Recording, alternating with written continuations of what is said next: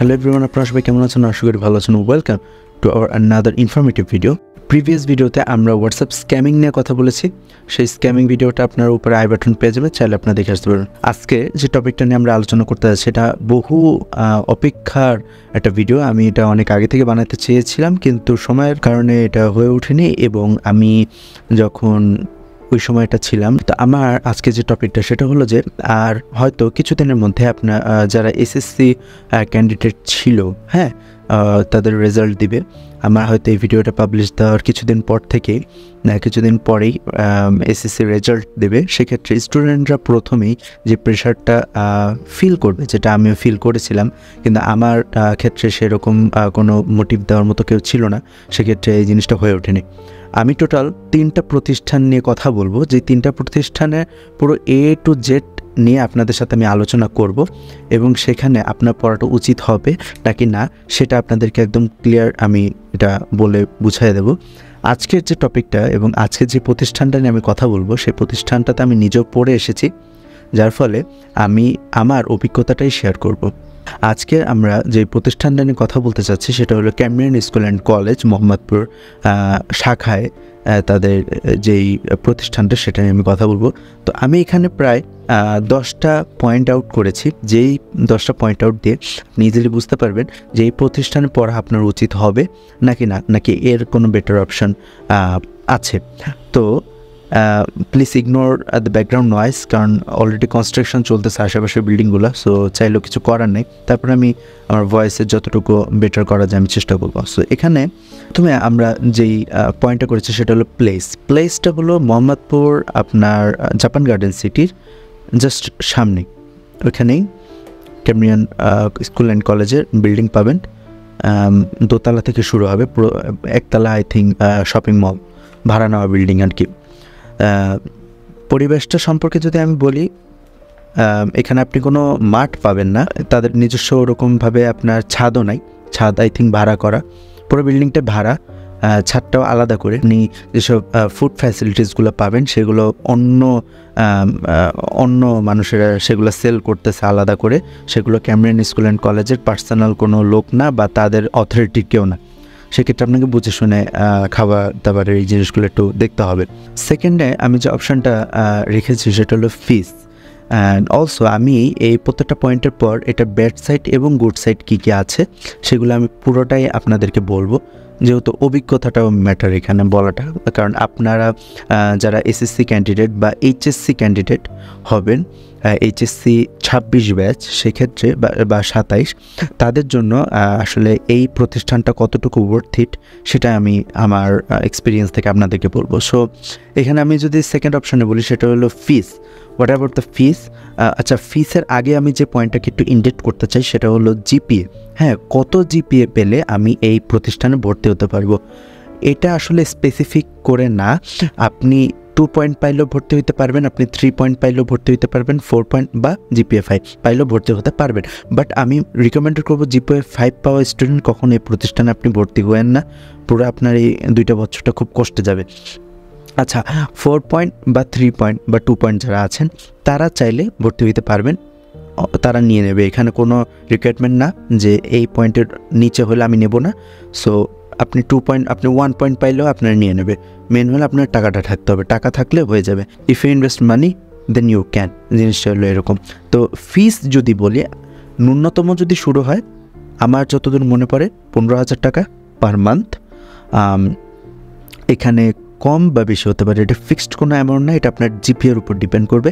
আপনার জিপিএ যত কম হবে আপনার বেতন তত বেশি হবে।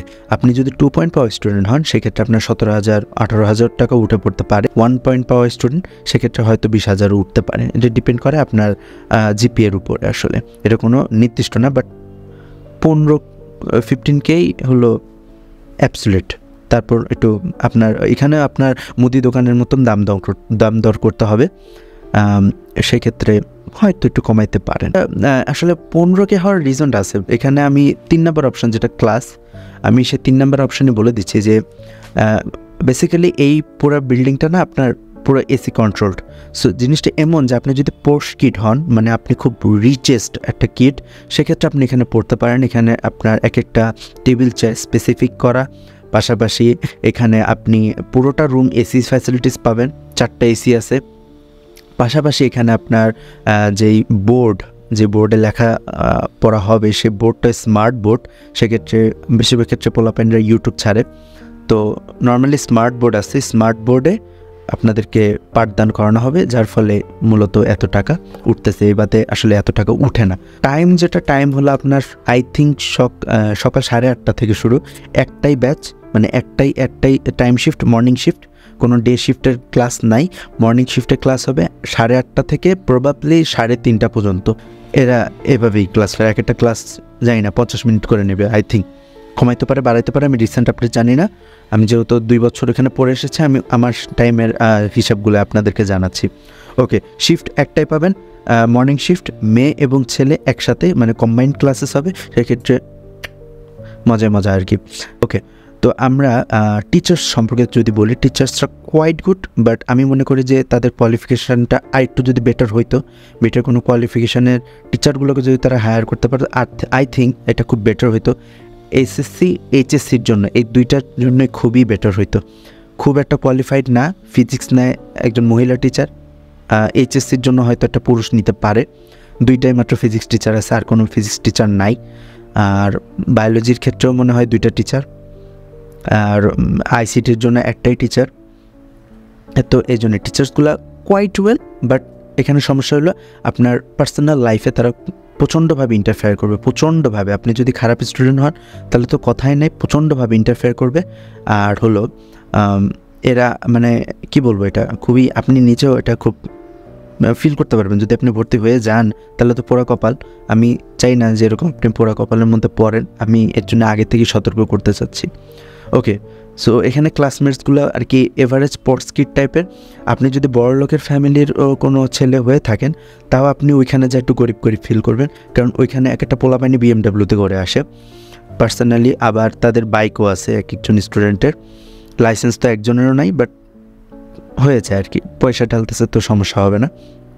তো তাদের সাথে আপনি চলে ফিরে চলতে পারবেন কিনা সে সম্পর্কে আমি জানি না, বাট ওখানে প্রত্যেকটা স্টুডেন্টই রিচেস্ট কিড, এটা আপনাকে মাথায় রাখতে হবে। আর যদি আমার অভিজ্ঞতাগুলো আমি একটু পরে বলতেছি। ওকে, 8 নাম্বার যে পয়েন্টটা ছিল সেটা হলো ইম্পর্টেন্স। আপনাকে ইম্পর্টেন্স কতটুকু দেবে অ্যাজ আ টিচার, আপনার প্রতি তাদের কর্তব্য কী সেটা আমি যদি বলি, এটা আপনার টাকার উপর ডিপেন্ড করে। আসলে এটা আপনি কতটা ইনভেস্টমেন্ট করতে পারতেছেন সেটার উপর ডিপেন্ড করতেছে। আপনি যত টাকা ঢালতে পারবেন তাদের জন্য, তত আপনি ইম্পর্টেন্স পাবেন। যখন থেকে আপনি ঢালা বন্ধ করে দেবেন তখন থেকে আপনি ইম্পর্টেন্স পাওয়া বলে যাবেন।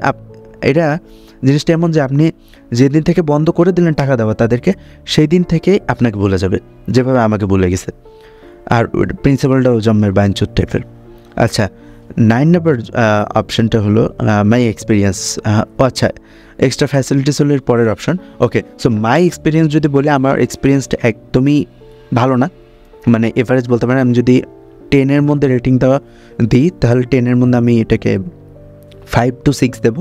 তাও তাদের ক্লাসরুমের ফ্যাসিলিটিসটা খুব ভালো, এসি কন্ট্রোলড এরিয়া, খুব ভালো লাগে আসলে, মানে ক্লাসটা করে মজা পাবেন। কিন্তু একটা কথা যে এত আরামে লেখাপড়া হয় না, এটা আপনাকে মাথায় রাখতেই হবে।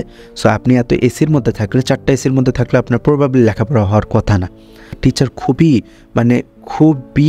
বাজেভাবে আপনার ব্রেন ওয়াশ করতে পারবে। মানে একবার যদি আপনি ভর্তি হয়ে যান বা ভর্তি হইতে তাদের অফিস রুমেও যান, আপনার প্যারেন্টসকে যদি নিয়ে যান এবং আপনার প্যারেন্টস যদি খুব সফট মাইন্ডেড হয়ে থাকে, সফট হার্টেড হয়ে থাকে না, তাহলে তারা খুব বাজেভাবে আপনার ব্রেন ওয়াশ করবে যে আমাদের প্রতিষ্ঠান মানে best of the best, the fucking best, এভাবে তারা মোটিভেট করবে। এবং ইভেন তারা যদি কোনো ক্রাইমও করে, এমনভাবে আপনার মাথাটাকে ঘুরাই ফেলবে যে আপনার কাছে যথেষ্ট প্রমাণ থাকা সত্ত্বেও আপনার মনে হবে যে আপনি ক্রিমিনাল, তারা না। জিনিসটা এতটা বাজেভাবে আপনার মাইন্ডটাকে নিয়ে খেলবে তারা।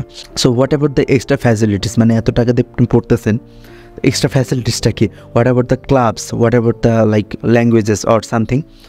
আগে আমরা যখন পড়তাম তখন আইএলটিএসের একটা মানে অপটিস ক্লাস বলে এটাকে, প্রবাবলি অ্যাপটিস অর অপটিস, I really don't know, but এই ক্লাসটা হতো, একটাই হতো সপ্তাহে।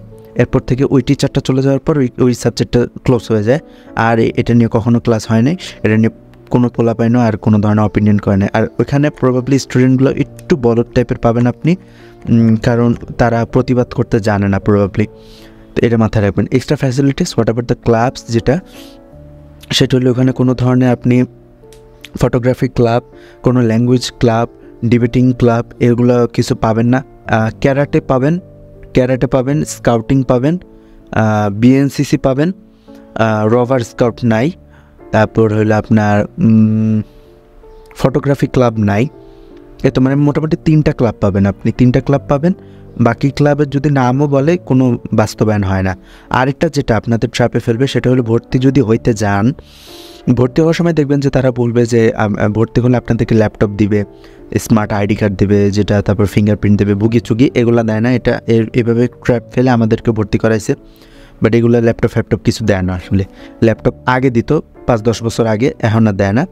ল্যাপটপ পাবেন না, এটা মাথায় রেখেন। আইডি কার্ড পাবেন একদম নর্মাল লেভেলে। আর কোনো ফিঙ্গারপ্রিন্ট রিলেটেড কোনো কাজকাম হয় না, এগুলো জাস্ট ভাওতাবাজি আর কিছুই নয়। ওই টাকাটা খাবে, ওই টাকাটা নেবে আপনাদের কাছ থেকে ঠিকই, বাট ওইটা কখনো অ্যাপ্লাই হবে না। আর এই তো সো এই পুরো ক্যামব্রিয়ান সম্পর্কিত আমি বললাম, আশা করি কোনো পয়েন্ট বাদ যায়নি। তারপরও যদি আপনাদের এই প্রতিষ্ঠান সম্পর্কিত আরও কিছু জানতে ইচ্ছা হয়, লিভ আ কমেন্ট বিলো। আর নেক্সট যে ভিডিওটা সম্পর্কিত আসবে সেটা হলো Mohammadpur model school and college, যেটা মোহাম্মদপুর কলেজ গেটে অবস্থিত, যেটা এখন গভর্নমেন্ট হয়ে গেছে, government Mohammadpur model school and college. সেটা সম্পর্কে আপনাদের আমি আমার 7 বছরের অভিজ্ঞতা জানাবো। নেক্সট আসতেছে Mohammadpur model school and college সম্পর্কিত। অ্যান্ড আগের ভিডিওগুলো দেখে আসবেন, পরের ভিডিও পেতে সাবস্ক্রাইব করবেন। আল্লাহ হাফেজ।